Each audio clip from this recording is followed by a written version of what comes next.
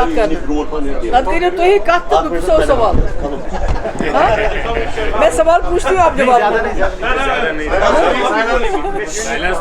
चलिए, कोई press conference नहीं पचो तो शाम हवाई वन तो मैं क्या कुछ तकलीफ छू थे क्या कल 370 की सुनवाई होगी। खामोश, एक ही सवाल पूछो। हाँ,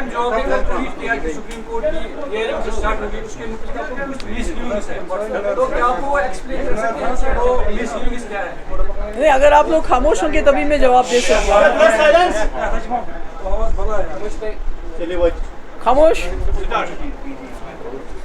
देखिए, कल जो ऑनरेबल सुप्रीम कोर्ट ने जो हेयरिंग हुई 370 के बारे में, और उसमें जो उन्होंने ये फैसला किया कि जो सरकार ने गवर्नमेंट ऑफ इंडिया की तरफ से जो लेटेस्ट एफिडेविट दिया गया और जिसमें 370 हटाने का जवाब देने की कोशिश की गई, और जो सुप्रीम कोर्ट ने कहा हम इसको कंसिडर नहीं करेंगे, उससे कहीं ना कहीं पीडीपी का जो हमारा ये स्टैंड है कि बीजेपी के पास 370 को ख़त्म करने के लिए कोई जवाब नहीं, कोई आईनी जवाब नहीं है, कोई कानूनी जवाब नहीं है, बल्कि इन्होंने आईन की धज्जियां उड़ाते हुए एक ऐसा कारनामा अंजाम दिया जो मेरे ख्याल में इस मुल्क के 75 साल की हिस्ट्री में कभी नहीं हुआ था।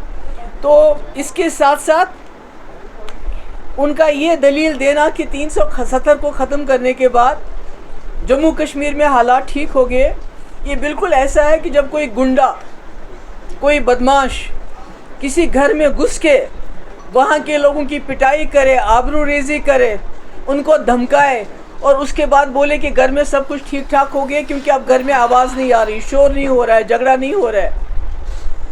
बिल्कुल वही हाल उन्होंने जम्मू कश्मीर का किया है।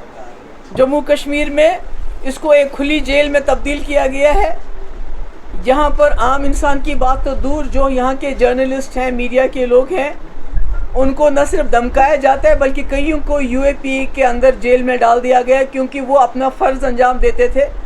वो मरकज़ी सरकार को आईना दिखाते थे कि जम्मू कश्मीर के हालात क्या हैं।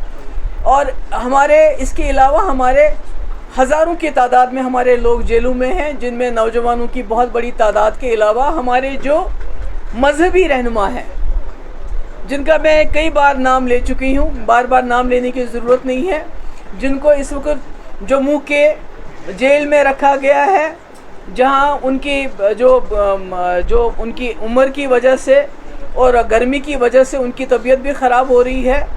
और ये सब जो लड़के हैं जिसमें जवान हैं, जम्मू कश्मीर के जेलों के अंदर, जम्मू कश्मीर के जेलों के बाहर हैं, कोई इनका ट्रायल नहीं हो रहा है, कोई कानूनी कार्रवाई नहीं हो रही है, कोई इनकी ज़मानत नहीं हो रही है, बल्कि अगर कोई जाता भी है बड़ी मुश्किल से वहाँ पहुँच जाता है, चाहे हरियाणा हो, चाहे राजस्थान हो, चाहे यूपी हो, तो वहाँ उनको मुलाकात भी नहीं होती है उनकी, और उनके पास कोई ऐसे वसाइल नहीं है। तो ऐसे में ये कहना कि जम्मू कश्मीर में सब कुछ ठीक ठाक है, जम्मू कश्मीर को जिन हालात से इस वक्त गुजरना पड़ता है, आप अखबार खोलिए, एनआईए का रेड, ईडी का रेड, एसआईए का रेड, एसयूआई का रेड, इसके बगैर तो कोई डेवलपमेंट हमें नज़र नहीं आती है।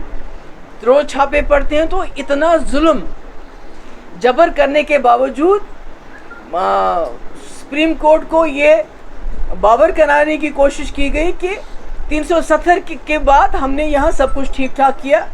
और मुझे उम्मीद है कि जो हमारे जस्टिस चंद्रचूड़ साहब, चीफ जस्टिस चंद्रचूड़ साहब, और उनके साथ जो 200 जज लाए गए, वो भी इसी मकसद से लाए गए यहाँ, ताकि उनको ये दिखाया जाए कि जम्मू कश्मीर में जो कब्रिस्तान की खामोशी है, उनको ये बताया जाए यहाँ सब कुछ ठीक ठाक है।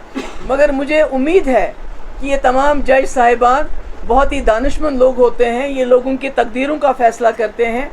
उन्होंने देखा होगा कि पर्दे के पीछे क्या है, जम्मू कश्मीर में असली हालात क्या हैं, किस तरह जो पिछले 4 साल में जब से हमारा केस सुप्रीम कोर्ट में है, उसकी परवाह न करते हुए किस तरह कई कानून लाए गए जिससे हमारी ज़मीनें, हमारी नौकरियां, हमारे वसाइल की लूट मची हुई है। हालांकि कानून ये कहता है कि जब भी कोई केस कोर्ट में हो तब तक उसको जिससे उस दफ़ा पे या उस केस पे असर पड़े, ऐसा कोई फैसला नहीं लेना चाहिए, मगर चूँकि बीजेपी ने कॉन्स्टिट्यूशन को, जुडिशरी को, हर एक चीज़ का जो है उसका मुखालफत करने का बेड़ा उठाया हुआ है। क्योंकि जब पार्लियामेंट में 2019 में कॉन्स्टिट्यूशन को बरतरफ करते, वो कॉन्स्टिट्यूशन जिसने जम्मू कश्मीर के लोगों को 370 अपने आइन के अंदर दिया हुआ है, उन्होंने सुप्रीम कोर्ट की भी उस वक्त धज्जियाँ उड़ा दी, क्योंकि सुप्रीम कोर्ट का अपना फैसला है, एक बार नहीं बल्कि कई बार उन्होंने फैसला किया है। संपत प्रकाश हो, प्रेमनाथ कौल हो, विजय लक्ष्मी झा हो, जहाँ पर सुप्रीम कोर्ट ने ये कहा कि जम्मू कश्मीर में 370 हटाने का सिर्फ एक तरीका, एक वाहिद तरीका है कि जो जम्मू कश्मीर की कॉन्स्टिट्यूएंट असेंबली है वो रिकमेंड करनी चाहिए प्रेसिडेंट ऑफ इंडिया को कि इसको ख़त्म कर दीजिए। ना तो जम्मू कश्मीर की कॉन्स्टिट्यूएंट असेंबली है, तो किसने रिकमेंड किया, कैसे इन्होंने किया। तो मेरा कहने का मकसद है कि मुझे उम्मीद है कि ऑनरेबल सुप्रीम कोर्ट जब कि हालांकि कुछ खदशात भी हैं, किसी ने मुझसे सवाल पूछा कि पिछले 4 साल से केस की सुनवाई बिल्कुल नहीं हुई, जबकि बड़े ऐसे केसेस सुने गए जिनकी शायद इतनी इमरजेंसी नहीं थी। तो आज कश्मीर के दौरे के यकायक बाद केस की सुनवाई होना और वो भी ये फ़ैसला होना कि 2 अगस्त के बाद रोज़मर्रा इनकी सुनवाई होगी, तो कहीं ना कहीं ये खदशात पैदा होते हैं कि कहीं जो बीजेपी जो जाल बिछाया है उन्होंने पूरी दुनिया को, पहले G20, उसके बाद जजेस को लाया गया जम्मू कश्मीर के कब्रिस्तान की खामोशी दिखाने के लिए, कहीं वो कुछ और तो नहीं, पर्दे के पीछे कुछ और तो नहीं हो रहा है। पर मुझे उम्मीद है जस्टिस चंद्रचूड़ पे, आई थिंक उनकी जो इंटेग्रिटी है वो दैट इज़ अनक्वेश्चनेबल जो हम देख रहे हैं। मुझे उम्मीद है कि जो पास्ट में हुआ है, कई ऐसे फैसले दिए गए जिसमें कॉन्स्टिट्यूशन को बरतरफ करके, कानून को बरतरफ करके सिर्फ आवाम के जज्बात, कलेक्टिव कॉन्शियस को सेटिस्फाई करने के लिए कुछ जजमेंट्स दी गई हैं और उसके बाद वो लोग पार्लियामेंट में पहुंच गए वो जजेस। तो मुझे उम्मीद है कि जस्टिस चंद्रचूड़ जो है वो आवाम के जज्बात की अगर कदर कर रही है तो फिर जम्मू कश्मीर के लोगों के जज्बात की कदर करना पहला उनका फ़र्ज़ बनता है, क्योंकि 370 हमारी शनाख्त की, हमारी ज़मीनों की, हमारे रहन सहन की गारंटी था। मगर मैं सोचती हूँ कि मेरा ये मानना है कि जो भी जुडिशरी होती है उनको कॉन्स्टिट्यूशन और कानून की पासदारी करनी है। तो मुझे उम्मीद है जब वो कानून की पासदारी करेंगे, हिंदुस्तान के आइन की पासदारी करेंगे, तो फ़ैसला ज़रूर कानून के हक़ में, इंडियन कॉन्स्टिट्यूशन के हक़ में देंगे, न कि कलेक्टिव कॉन्शियस।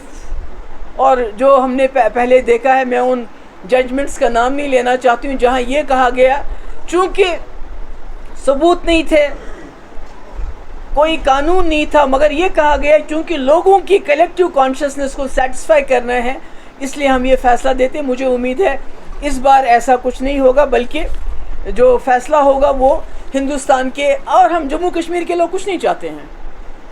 हम चाहते हैं कि हिंदुस्तान के आइन के मुताबिक, जिस आइन ने हमें 370 दिया था, हमें गारंटी दी थी एक मुस्लिम मेजॉरिटी स्टेट होते हुए कि आपकी जो शनाख्त है, चाहे वो डोगरा है, चाहे कश्मीरी है, चाहे लद्दाख का बुद्धिस्ट है, उसकी शनाख्त को बचाने के लिए हम आपको कुछ सेफ गार्ड्स दे रहे हैं, कुछ गारंटीज़ दे रहे हैं।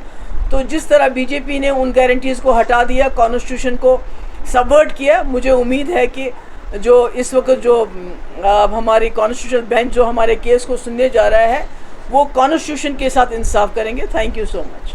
I think I have done.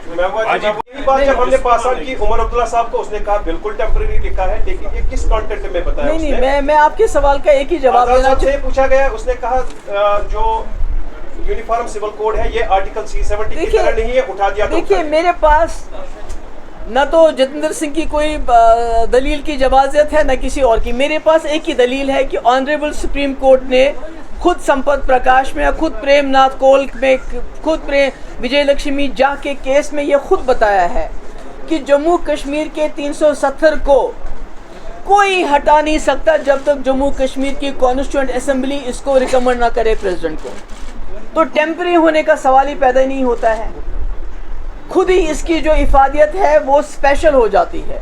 And it can not be, it will not be, it should not be remove. ये मेरे अल्फाज नहीं है, ये उस वक्त सुप्रीम कोर्ट ने डिसीजन दिया है कि इसको जम्मू कश्मीर की कॉन्स्टिट्यूंट असम्बली के अलावा कोई भी रिकमेंड नहीं कर सकता। अगर आप कहते हैं कि सत्यपाल मलिक जम्मू कश्मीर की कॉन्स्टिट्यूंट असम्बली को रिप्लेस करता है तो वो हमारी गलती है, अगर हम ऐसा मानते हैं तो। बाकी जहाँ तक जतिंदर सिंह जी का सवाल है, दूसरों का सवाल है, उनकी जवाजत आपने देखा सुप्रीम कोर्ट में क्या थी कि 370 के बाद पथराव बंद हो गया। अगर पथराव बंद हो गए तो हमारे हज़ारों नौजवान क्यों हैं जेलों में, हमारे रिलीजियस लीडर क्यों हैं जेलों में, रोज़ हमारे यहाँ छापे क्यों पड़ते हैं, मॉनिटरिंग क्यों होती है, आपने इजराइल का पॉलिसी यहाँ क्यों अपनाई है, आप क्यों कहते हैं कि हम 5 मरला ज़मीन 2 लाख लोगों को देंगे जबकि कुल 19,047 लोग यहाँ बेघर हैं। किन को दे रहे हैं आप ज़मीन? आप वोटर लिस्ट में 25 लाख लोगों को क्यों ऐड करते हैं?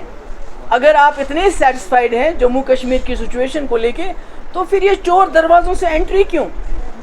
तो मेरा ख्याल है कि हम ऑनरेबल सुप्रीम कोर्ट पे छोड़ते हैं कि वो क्या इस मुल्क की कॉन्स्टिट्यूशन की पासदारी करेंगे या खुदा ना खास्ता कुछ आई डोंट नो। ब्रिजभूषण के खिलाफ दिल्ली पुलिस अभी तो आज का मसला ये है।